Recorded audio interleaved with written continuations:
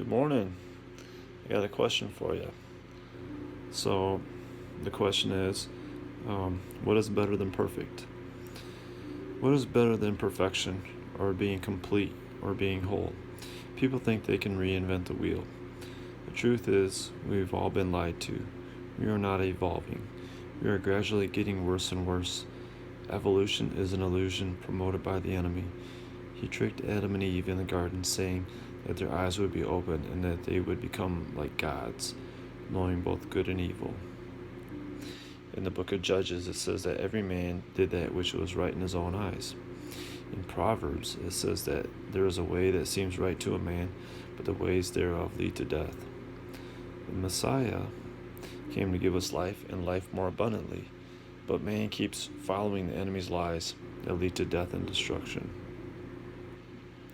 Transhumanism is not the answer. Drugs and sorcery is not the answer. Technology is not the answer. The devil's ways and man's ways are not the answer. These paths are just knockoffs, counterfeits of the real thing. There is only one way, one truth, and one life. Trusting in Yahusha and following his Torah and his voice is the answer. This way will lead us back to the ancient path described by the prophet Jeremiah, which leads to life and everlasting joy. Okay, so now I'm going to read an excerpt from the Thracian Chronicles, and it's from Atom and Ua by Zen Garcia, and it goes like this. In the beginning, there was nothing whatsoever. There was only one, and there was nothing that the one could have except for everything that he should have. He had inside of him because he was everything. There was not time, no place, and no sound.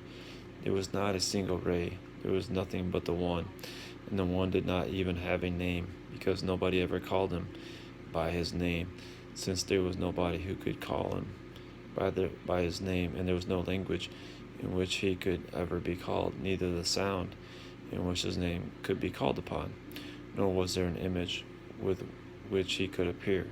And from this one everything is and everything was made because he wished it to happen. And when he wished, there was nobody he could give it to, and there was nobody who could fulfill his wish because the wish was love, and there was not yet an object to this love. For the humans, it was not allowed to know about all these worlds, but if there would be anybody worth a slaughtered lamb from the day of the creation of the world, whose name is Isis, would be allowed to learn about the worlds one after another till they would know them all, as he, the God himself, became known, and will live together with Isis for eternity in the bosom of the Father and the womb of the Holy Mother Spirit Rhea. This passage relates to John 1:1-5. Okay, alright, here's another thing I'm going to read from. It's The War in Heaven and the Rebellion of the Fallen Angels by Zen Garcia. The fallen angels are trying to keep us from inheriting the former positions that they abandoned long ago by annihilating us. They failed because they took up arms in heaven to wage war. Today they still want to war against the Creator. The earth is fixed, stationary, and non-moving. It was created as a circular plane inscribed upon the waters of the deep. This circle was etched out of a square, which is why it speaks of the earth as having four corners. The ends of the earth are where the waves of the oceans are stayed and kept. The earth is much like a basin or bathtub, and all the waters are held by the deep. The earth is established initially in the Genesis timeline, and then it was destroyed by the war in heaven. After that, it was recreated.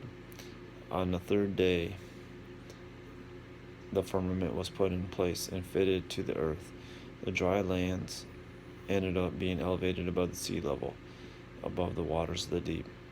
All the world's oceans come together to form one horizon end to end.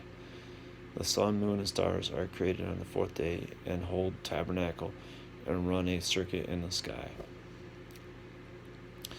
According to Perk D. Rabbi Eleazar, the angels were created with free will, and that their happiness might be complete. In order to be happy, they need to do the will of God. Some obeyed and found perfect happiness, and others disobeyed and found misery. There ended up being a war in heaven, and Michael and his angels fought against the devil and his angels. The devil and his angels were cast out of heaven to earth. The initial reason is because the devil wanted to be like the Most High. The fallen ones were here long before we ended up on the scene. Now, according to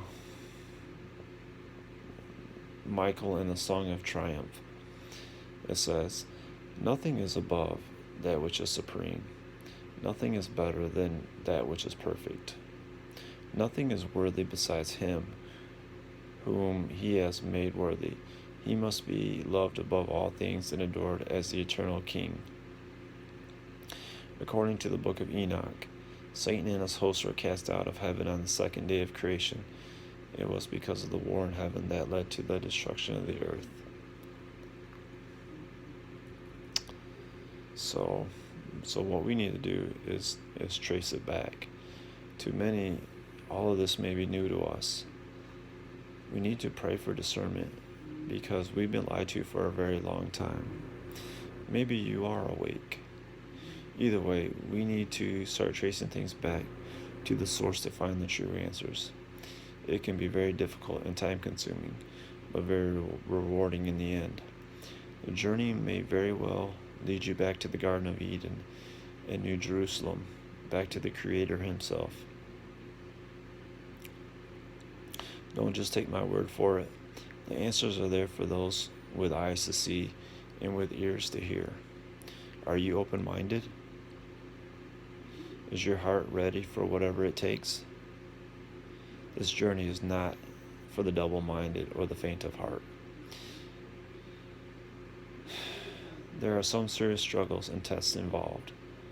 Remember that gold is tried in the fire to be purified, and men are tried in the fire of adversity to be purified. So my final advice and warning is, if you want to have a clear understanding of the end times, you need to go back to the beginning, to the Torah, God's instructions, and which are the roadmap to the end times.